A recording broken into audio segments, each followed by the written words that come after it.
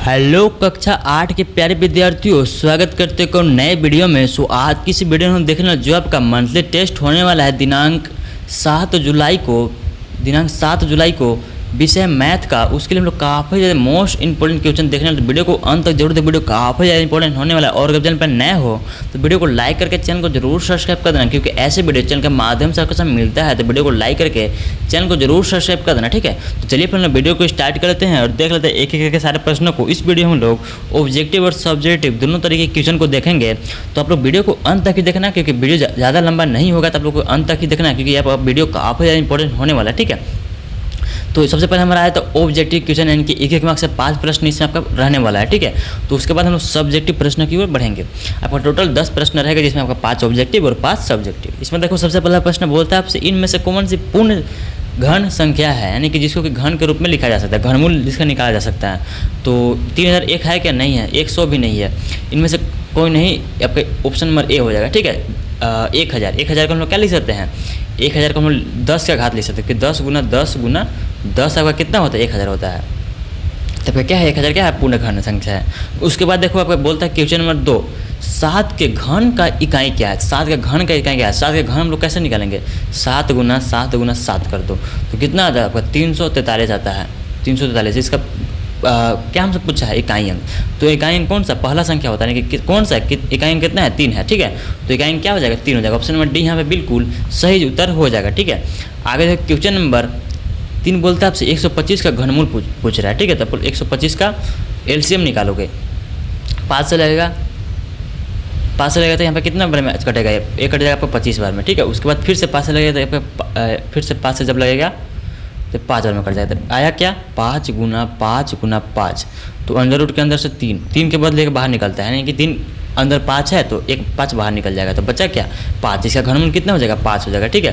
तो कहाँ पे? ऑप्शन नंबर ए में है। तो ऑप्शन नंबर ए यहाँ पे इसका बिल्कुल सही उत्तर हो जाएगा, ठीक है। इस तरीके से आपको निकालना होगा। नेक्स्ट आपका क्वेश्चन नंबर 4 बोलता है आपसे 1 2 3 4 5 1 लाख का घातांकीय रूप क्या है? 1 लाख का घातांकीय रूप हमसे पूछ रहा है, ठीक है। तो क्या सबसे पहले आप लोग जीरो देखो, कितना जीरो है इसमें? कितना जीरो है? तो 1 लाख की बात करते हैं, लाख में आपका 5 जीरो होता है। 1 2 3 4 5, कितना जीरो है? 5 जीरो है, ठीक है। ये जान लिया कि 5 जीरो है। उसके बाद 10 को लिखो, कितना है? 10 की सारे की संख्या कितना है? 10 है। तो पावर में कितना हो जाएगा? कितना जीरो था? 5 जीरो था, तो पावर संख्या 5 हो जाएगा, ठीक है। तो कौन सा? ऑप्शन नंबर बी यहाँ पे बिल्कुल हमारा सही जवाब हो जाएगा, ठीक है। 10 का पावर 5 हो जाएगा। क्वेश्चन 5 को देखो, ऑब्जेक्टिव का लास्ट प्रश्न हमारा बोलता है 3/2 का गुणन प्रतिलोम हमसे पूछ रहा है। 3/2 का गुणन प्रतिलोम हम लोग कैसे निकालते हैं? ऐसी संख्या गुणन प्रतिलोम होती है जिसको कि उस संख्या से गुणा करने पर मान कितना देखा जाए। तो हमें क्या निकालना है? 3/2 और वो संख्या से गुना करना है ना, तो गुना x बराबर में कितना आना चाहिए? मान 1 आना चाहिए। तो ये गुना में है, इसके साथ क्या है? गुना में, तो जाके क्या हो जाएगा? भाग में हो जाएगा। ये आपका 3 क्या है? इसके साथ गुना में है, तो x के बराबर में इधर आके भाग में हो जाएगा। और ये 2 क्या है? भाग में है, तो इधर आके गुना में हो जाएगा। गुना में 2 हो जाएगा, तो x बराबर कितना आ गया? 2/3 आ गया। तो ये तो हमें निकालना था गुणन प्रतिलोम, यानी कि क्या आया? ये जो था संख्या उसका उल्टा आया, ठीक है। लेकिन 3/2 था, 2/3 आया, तो कौन सा? ऑप्शन नंबर ए हो जाएगा, ठीक है। उल्टा ही आता है। ऑप्शन नंबर ए यहाँ पे बिल्कुल सही उत्तर हो जाएगा, ठीक है। आगे हमारा आ जाता है सब्जेक्टिव प्रश्न बोलता है सबसे पहला प्रश्न। इसे देखने से पहले एक छोटे से रिक्वेस्ट है, अगर आपने अभी तक वीडियो को लाइक कर देना, और चैनल पर नए हो चैनल को जरूर सब्सक्राइब कर देना, ठीक है। और व्हाट्सएप चैनल को भी ज्वाइन करना, उसका लिंक जो है डिस्क्रिप्शन में दे दिया गया है। यहाँ पे देखो क्वेश्चन नंबर 6 बोलता है आपसे 27/64 का घनमूल ज्ञात कीजिए। 27/64 का घनमूल ज्ञात करना है हमें। तो बोलता है आपसे उत्तर में आपको लिखना होगा, घनमूल निकालने के लिए हम अंश और हर दोनों को अलग अलग घनमूल निकालते हैं। तो देखो 27 घनमूल निकालने का मतलब है कि रूट के अंदर से 3, यानी कि 3 के बदले 1 बाहर निकालता है। 27 को हम लोग क्या लिख सकते हैं? 27 को हम लिख सकते हैं 27 को 3 गुना 3 लिख सकते हैं। आपका क्या है? रूट के अंदर है, 3 के बदले 1 बाहर निकाल जाएंगे, घनमूल से कितना जाएगा? 3 आ जाएगा, ठीक है। तो उसी तरीके से हम लोग बारी से हम लोग दोनों को निकाल लेते हैं। 3 आ गया इसका। उसके बाद हर कितना था? 64 था, अंदर में 64 था, यानी कि 64 को हम लोग क्या लिख सकते हैं? 3 4 लिख सकते हैं। तो 4 के पावर 3 हो गया, यानी कि, और 3 के बदले एक रूट के अंदर से बाहर निकल जाता है, कि 4 यहाँ पे बाहर पर निकल जाएगा। तो कितना जाएगा आपका उत्तर हम लोग लिखेंगे, ऊपर क्या था? 27 था, 27 को हम लोग लिखते हैं 3, घनमूल निकालना था ना, और 64 को हम लोग लिखेंगे 4, यानी कि 3/4 आपका बिल्कुल सही उत्तर हो जाएगा, ठीक है। 3/4 यहाँ पे बिल्कुल सही उत्तर हो जाएगा। आगे देखो क्वेश्चन नंबर 7 बोलते हैं हमसे निम्नलिखित का मान ज्ञात कीजिए, यानी कि निम्नलिखित का मान ज्ञात करना है। आपके पास दिया है दो संख्या, पहला है 3 का पावर -4 और दूसरा है 5 का पावर -4। इन दोनों का क्या करना है, मान ज्ञात करना है। तो हम लिख सकते हैं -4 है ना, तो जब नीचे जाएगा ना आपका ऊपर है, ठीक है, तो जब आप नीचे भेजोगे तो -4 था आपका +4 में बदल जाएगा। तो 1/3 गुना 3 गुना 3 गुना 3 हो जाएगा। और जब 3 को ही 3 से 4 बार गुना करते हैं तो आपका 81 आ जाता है, ठीक है, क्योंकि 3 3 9 9 3 27 27 3 81 हो जाता है, ठीक है। तो 1/81 आएगा पहला का आंसर। पहला का आंसर कितना आ गया, 1/81 आ गया। उसके बाद दूसरा हमारे पास क्या था, उसका हम लोग मान निकाल लेते हैं। तो दूसरा हमारे पास है 5 के पावर -4, 5 के पावर -4 यानी कि 5/में आपका 1/5 के पावर +4 हो जाएगा, ठीक है। तो क्योंकि नीचे जाता है तो जो माइनस में पावर रहता है वो प्लस में हो जाता है, तो 1/5 5 गुना 5 गुना 5 गुना 5 हो जाएगा। तो बराबर में लिखोगे 1/में 5 × 25 25 × 125 और 125 गुना जब 5 करोगे तो आपका आ जाएगा 625, यानी कि 1/625 इसका बिल्कुल सही उत्तर आ जाएगा, ठीक है। तो दोनों का यहाँ पे आंसर निकल चुका है, कुछ इस तरीके से आपको बनाना होगा, ठीक है। नेक्स्ट हम लोग देख लेते हैं नेक्स्ट क्वेश्चन का उत्तर। तो क्वेश्चन नंबर 7 तक हम लोगों ने देख लिया, मात्र हमारा 3 प्रश्न और बचा हुआ है, तब तो वीडियो को लाइक जरूर कर देना, ठीक है। नेक्स्ट देखिए क्वेश्चन नंबर बोलते हैं आपसे क्वेश्चन नंबर 8 आपका आता है शॉर्ट आंसर टाइप क्वेश्चन, यानी कि इसमें आपका शॉर्ट आंसर देना है। इसमें 3 मार्क्स का एक प्रश्न पूछा जाता है इस सेक्शन में। बोलता है क्वेश्चन नंबर 8, वह सबसे छोटी संख्या ज्ञात कीजिए जिससे 1323 को गुना करने पर गुणनफल एक पूर्ण घन बन जाए, ठीक है। तो सबसे पहले हम लोग क्या करना है, सबसे पहले 1323 को अभाज्य गुणनखंड करते हैं। तो अभाज्य गुणनखंड करेंगे तो क्या आएगा आपके पास, 3 गुना 3 गुना 3 गुना 7 गुना 7 आ जाएगा। यानी कि 1303 का अभाज्य गुणनखंड करने का मतलब होगा 1323 था ना, 1323 का यहाँ पे एलसीएम निकाल करके लिखा गया कि क्या क्या मान आता है, ठीक है। तो आप निकालोगे यहाँ पे 3 से लगे, 3 से लगे तो कितना बार लगेगा आपका, लग जाएगा आपका यहाँ पे 4 और यहाँ पे भी 4 और यहाँ पे 1, आपका फिर से 3 से लगेगा, फिर से जब 3 से लगेगा यहाँ पे 1 और यहाँ पे आपका जाएगा 2 यहाँ पे 4 और यहाँ पे 2 गया, यानी कि कैसे 7 आ जाएगा, ठीक है।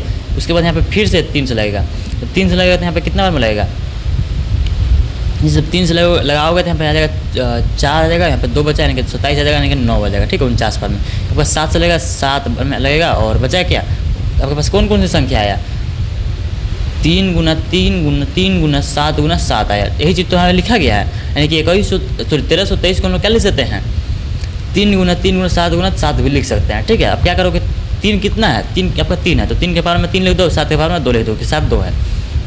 उसके बाद पूर्ण घन होने के लिए सभी गुणनखंड के 3 जोड़े बनने चाहिए, यानी कि 7 का यहाँ पे 3 जोड़ा नहीं है, 7 का सिर्फ 2 ही जोड़ा है, हम लोग इसके 7 से गुना कर देंगे।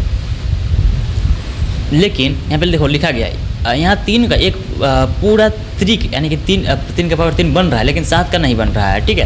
तो हम लोग 7 से और गुना करने की आवश्यकता है, तो वह सबसे छोटी संख्या क्या है, 7 है, ठीक है। तो गुणनफल हो जाएगा आपका 1323 गुना 7 यानी कि 9261 होगा, जो कि अगर इसका पूर्ण घन है, ठीक है। तो वह सबसे छोटी संख्या में जो कि निकाला तो आपका 7 यहाँ पे बिल्कुल यही आपका आंसर हो जाएगा, ठीक है। नेक्स्ट क्वेश्चन का यहाँ पे देख लेते हैं। नेक्स्ट आपका लॉन्ग आंसर टाइप क्वेश्चन है कि इसमें थोड़ा सा लंबा आपका क्वेश्चन जाएगा आपका ये। यहाँ पे क्वेश्चन नंबर 9 बोलता है आपसे 5 के पावर में दिया है 3n + में 1 बराबर में 625 है, तो n का मान हमसे पूछ रहा है, ठीक है। तो n का मान कैसे निकालेंगे, देखो जब आपका हर और हर दोनों तरफ बराबर होता है, पावर में भी हम लोग बराबर कर देते हैं। जैसे कि अगर यहाँ पे 5 होता है, यानी कि मान लो 5 का पावर में है 3n + का 1 है, बराबर में अगर यहाँ भी 5 होता है और बराबर में कुछ भी हो तो यहाँ पे क्या हो जाएगा, 3n + में 1 भी इसके बराबर हो जाएगा, ठीक है। इतना हम लोग लिख सकते हैं, ठीक है। ये चीज़ आपको याद होना चाहिए, पता होना चाहिए। तो दी गई जानकारी क्या है ना, पास दी गई जानकारी आपका है 3n + में 1 बराबर में 625, यानी कि 5 के पावर 3n + में 1 बराबर में 625 दिया हुआ है। हम जानते हैं कि 625 को 5 की घात के रूप में लिखा जा सकता है, इससे भी हम लोग 5 की घात के रूप में लिख सकते हैं, क्योंकि 5 का पावर 4 का मान ही कितना होता है, 625 होता है। तो 625 को हम लोग 5 का पावर 4 लिख सकते हैं, क्योंकि देखो 5 गुना 5 गुना 5 को 5 से 4 बार गुना करो तो आपके पास कितना आ जाता है, 625 आ जाता है।